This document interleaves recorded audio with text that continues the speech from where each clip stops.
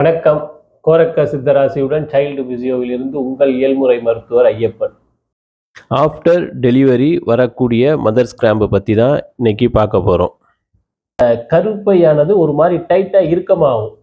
இந்த கருப்பை டைட்டாக இறுக்கமாகும் பொழுது அப்படியே சுருங்கவும் ஆரம்பிக்கும், சுருங்கிட்டே வரும். அப்போ சுருங்கி என்ன ஆகும்னா நார்மல் பொசிஷன் வரணும்ல, அதாவது அதோடைய ஒரிஜினல் ஷேப் என்னவோ அந்த ஒரிஜினல் ஷேப்புக்கு வர்றதுக்கு அந்த டைட்டாகி அப்படியே சுருங்கிட்டு இருக்கும். உள்ள இரத்த குழாய்கள், அதாவது வெசல்ஸ் அப்படின்னு சொல்லக்கூடிய இரத்த குழாய்கள்லாம் என்னன்னா அதுவுமே கம்ப்ரஷன் ஆகும். அந்த பிளட் வெசல்ஸும் வந்து கம்ப்ரஷன் ஆகும்போது அந்த பெயின் ஆனது ஸ்டார்ட் ஆகும். ஒரு வகையான ஓவர் ப்ளீட் ஆகாமல் ப்ரிவென்ட் பண்ணிக்குது. இந்த ப்ரெஷர் வந்து பாடி ஃபுல்லாகவே அந்த ப்ரெஷர் போகும். இந்த மதர் கிராம்ப் அப்படிங்கிறது வந்து பார்த்தோம்னா இஸ் லைக் மென்சுரல் சைக்கிளில் வரக்கூடிய கிராம்ப் அப்படிங்கிற மாதிரியே தான் இதுவுமே இருக்கும். அந்த அளவுக்கு ஒரு பெயின், அது மாதிரி தான். அது எப்படி அந்த ஒரு பெயின் ஃபீல் பண்ணுவோம் அதே மாதிரியே சேம் லைக் இந்த பெயினும் இருக்கும். ஆஃப்டர் டெலிவரிக்கு பிறகு ஒரு 2-3 நாட்களுக்கு ஃபியூ டேஸ்க்கு இந்த கிராம்ப் வந்து இருக்கும். அதாவது பவுலோடைய மூமெண்ட்டுமே ஒரு ஃபியூ டேஸ்க்கு நார்மலாக இருக்காது. அந்த பவுலுடைய மூமெண்ட்டு நார்மலாக இல்லை அப்படிங்கிறதுனால தான் இது வந்து ஒரு கான்ஸ்டிபேஷன் அப்படின்னு சொல்லக்கூடிய, இது மாதிரி ஆஃப்டர் டெலிவரிக்கு அப்புறம் இந்த கான்ஸ்டிபேஷன் அப்படிங்கிறது ஒரு ப்ராப்ளம் இருக்குது. அதுக்கு இருக்கிறதுக்கு காரணம் இந்த இதுதான். இந்த கான்ஸ்டிபேஷனும் அந்த அவங்களுக்கு இந்த பவுல் வந்து நார்மல் ஒரு ஃபியூ டேஸ்க்கு அப்புறம் அதோடைய நார்மல் மூமெண்ட்டு நார்மல் ஃபங்க்ஷனுக்கு வந்துடும்.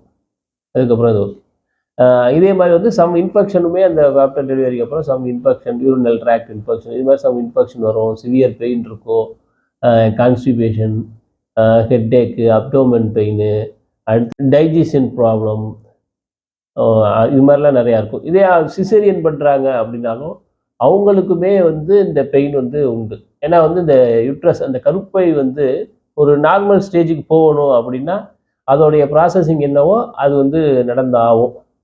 அது சிசேரியன் பண்ணாலும் சரி, நார்மல் டெலிவரி இருந்தாலும் சரி, இந்த மதர்ஸ் கிராம்ப்ங்கிறது இருக்கும். அந்த கருப்பை வந்து கண்ட்ராக்ட் ஆகும், ஸ்ட்ரிங் ஆகுறது, டவுன்வர்ட் அந்த ஒரிஜினல் பொசிஷனுக்கு அது மாறும்.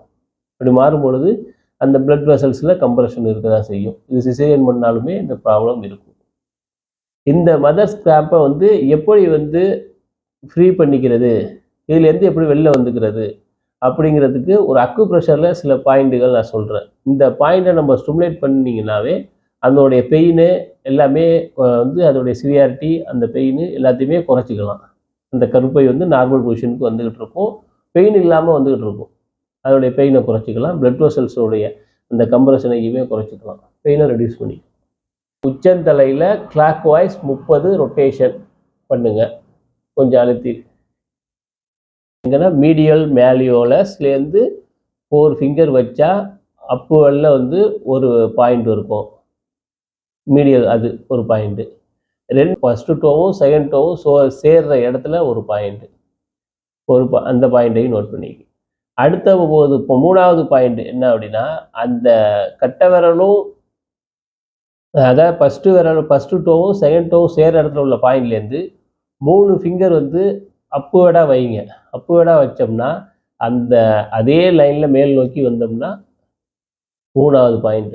இந்த 3 பாயிண்ட்டுமே நான் உங்களுக்கு படம் போட்டிருக்கேன். இதை படத்தில் பாருங்கள்.